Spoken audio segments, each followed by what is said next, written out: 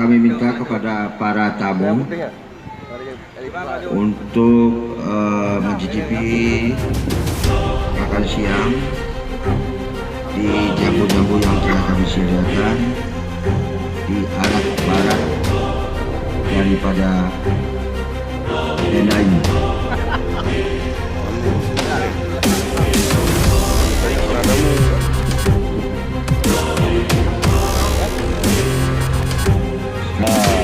Para PDKMD Kandapura.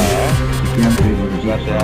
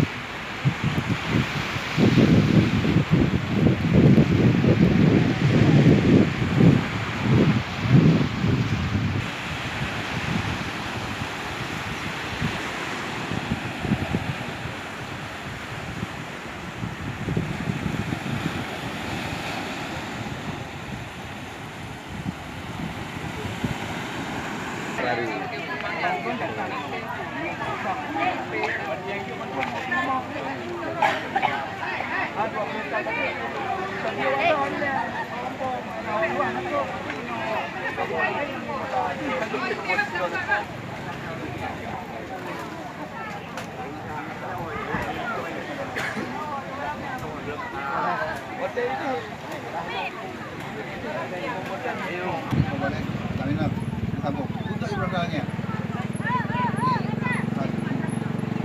Kemudian kita ikuti azan, kita rukat bertiga.